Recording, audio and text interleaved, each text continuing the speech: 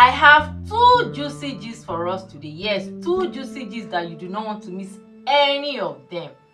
You remember Ayomide Adeleye, the 23-year-old philosophy student at Bobrisky University, the same guy who kidnapped and killed Christianah Idowu. He's still in police custody and he has confessed to how and why he did it. The second gist for today is something you do not want to miss for anything in the world. It is a fight between Bobrisky, Risky with very dark black man, VDM for short. Stray bullets are flying in the air, hitting people, yes, hitting people you least expected. If your body no full, come on body, make sure you watch to the end of this video to get the juicy details of the gist. Ayomide Adeleye, the 23-year-old philosophy student at Bobrisky University, who is still in custody, has confessed to her and why he killed Christianah Idowu. According to him, he said he killed her because he was in a financial mess, he needed money, he had financial problems, and the best he could come up with was to kidnap and buy her to resolve his financial problems. So when people need money, they go about buying innocent people, right? What happens to begging or seeking help from friends and families?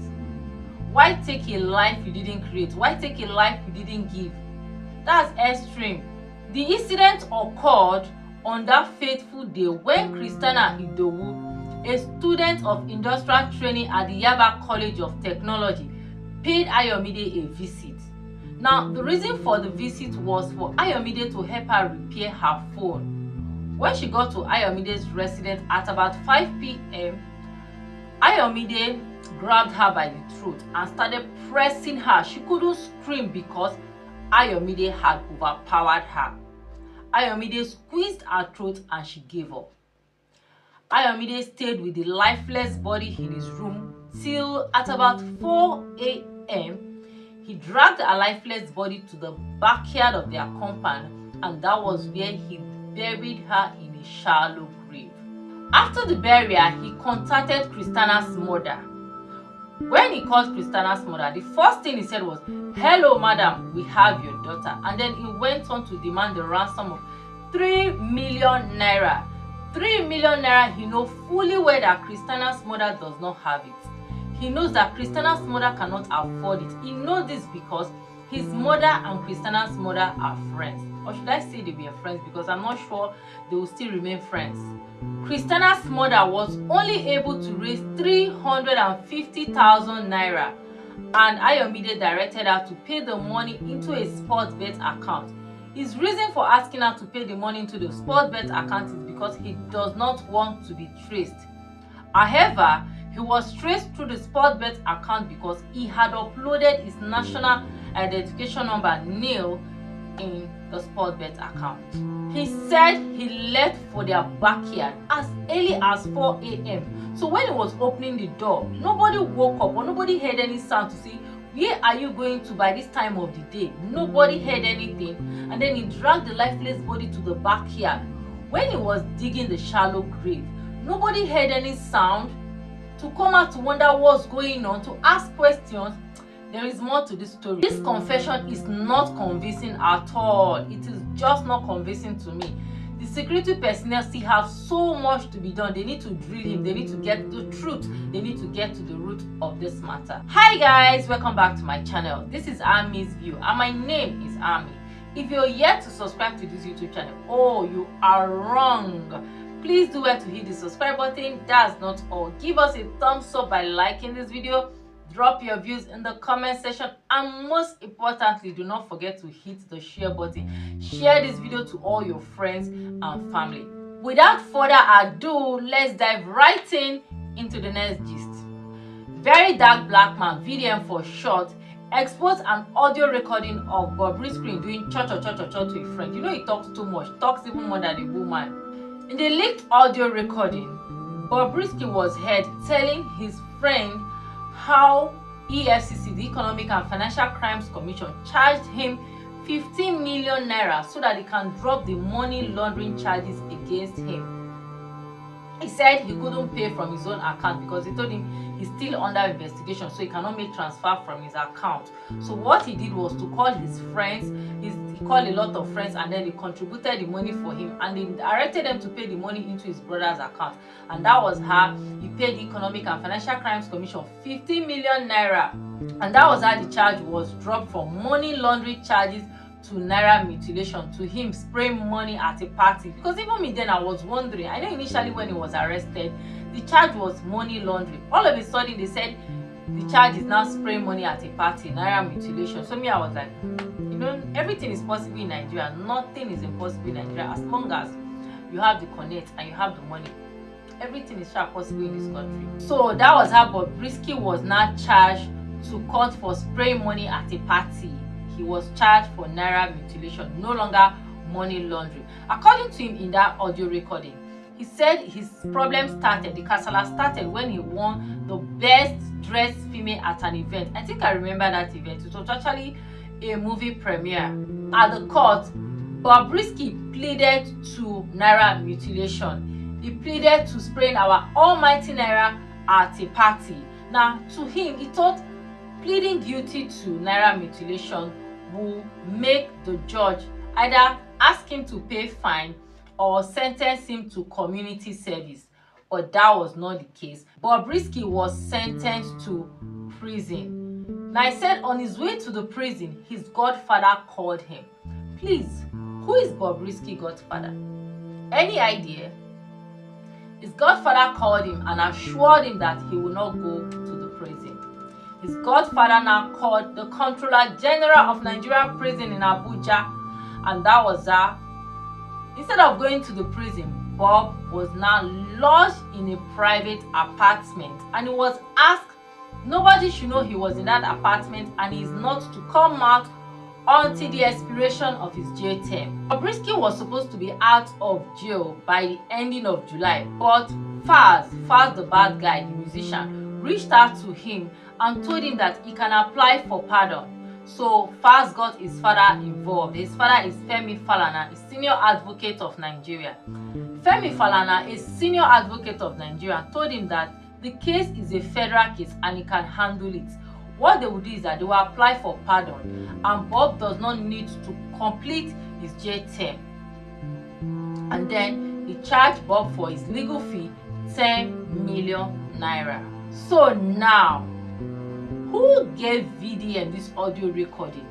How did VDM got hold of the audio recording? His name is Kayode Jacob.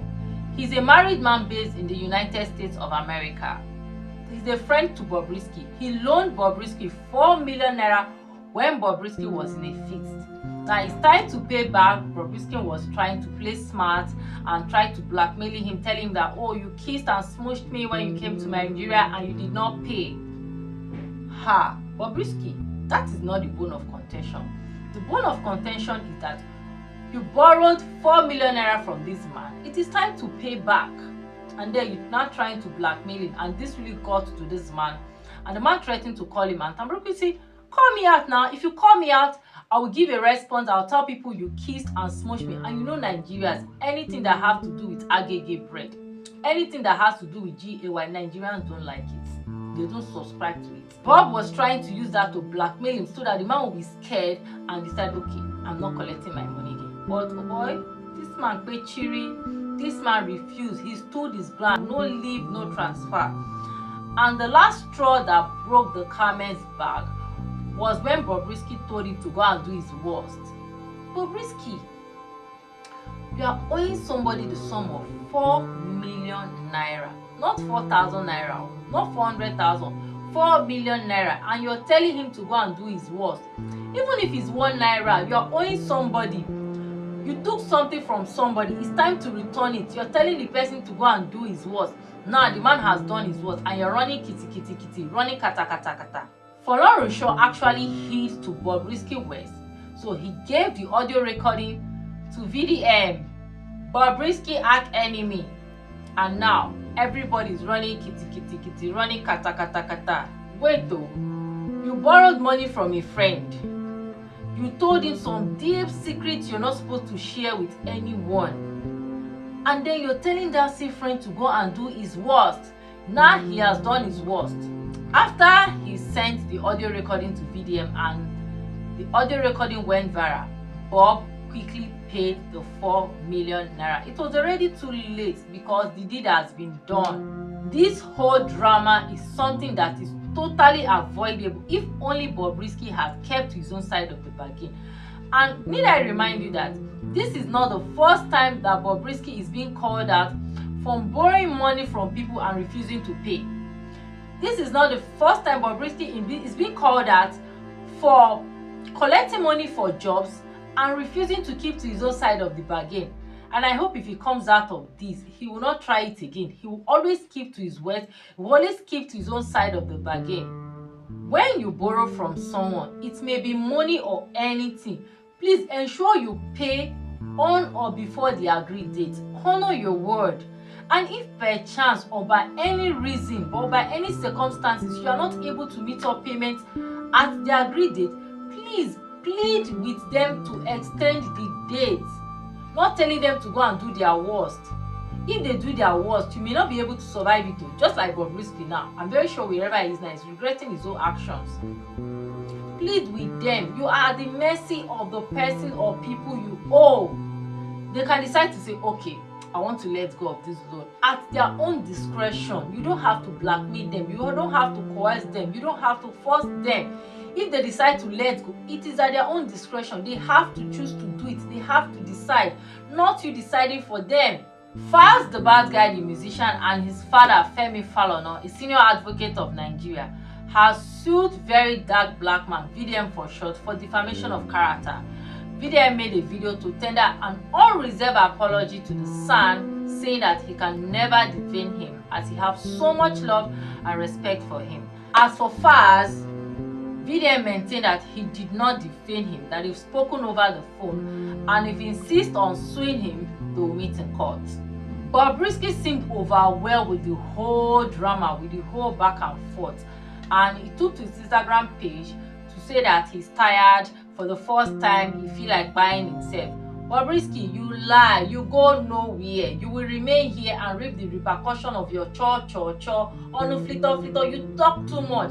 That was how the other time. People who gave you monetary gift when you were in prison, you came out, started listing out their names. Nobody sent you, and then exposing them to unnecessary dragging. Your is too much. I hope you learn from this. You talk too much. This thing I'm about to say, a lot of persons are not going to like it, but I'm going to say it because it is the truth. You see this our country Nigeria. You see this our country Nigeria. There are some caliber of persons. There are a group of persons. They are the very important personalities that no matter the level of crime they commit, no matter what they do, they will never ever go to a real jail. Poor man go thief mangi, you go see him face for crime fighter.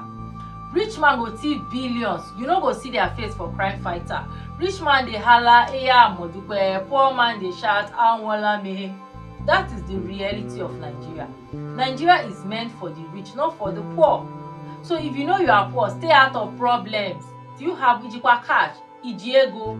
Do you have money to buy yourself out of that problem? The House of Representatives has stepped in. They've decided to investigate the allegation against the Economic and Financial Crimes Commission by Bobrisky, who said that he paid them 15 million naira to drop the money laundering charge and replaced it with spray money at a party. We hope something good will come out of this. We hope the truth will prevail because this is Nigeria where anything goes. There's something else I want to point out.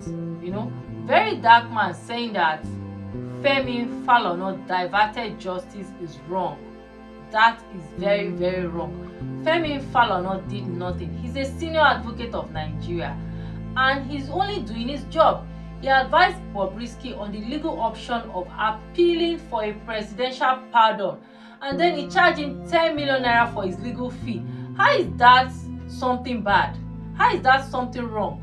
You see, when they say go to school, you people say it's a scam. It is not a scam after all, because if VDM was to be educated, he would know that this man is only charging for his legal fee. He only give Bobrisky a legal option, tell him that there is an option of you appealing for a presidential pardon, and there is nothing wrong with that.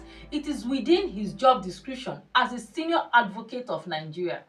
So you see, I don't want to hear school is a scam again. School is very, very important. In fact, going to school is a necessity. On a lighter note, Bobrisky can actually deny that voice note and say that's not his voice by using his God-given masculine voice and tell them to go and look for the fake female voice circulating on the internet. He's not the owner of the voice. But for him to do that, he has to use his God-given masculine voice. Very dark black man, VDM for short. He's walking on a dangerous path. He's stepping on the toes of the powers that be, and I fear for his life.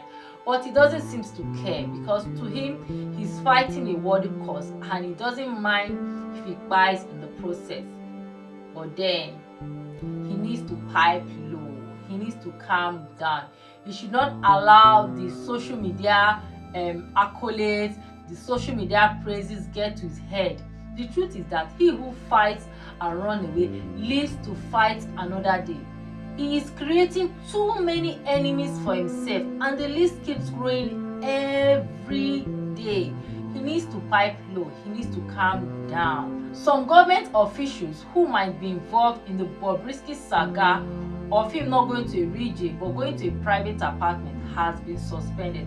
Trust me to bring you juicy details as events unfold. Now, to get these details, you have to subscribe to this YouTube channel so that when I upload a video, you will be the first to be notified. So do well to hit the subscribe button. Don't forget to drop your views in the comment section. Give us a thumbs up by liking this video, and make sure you hit on the share button.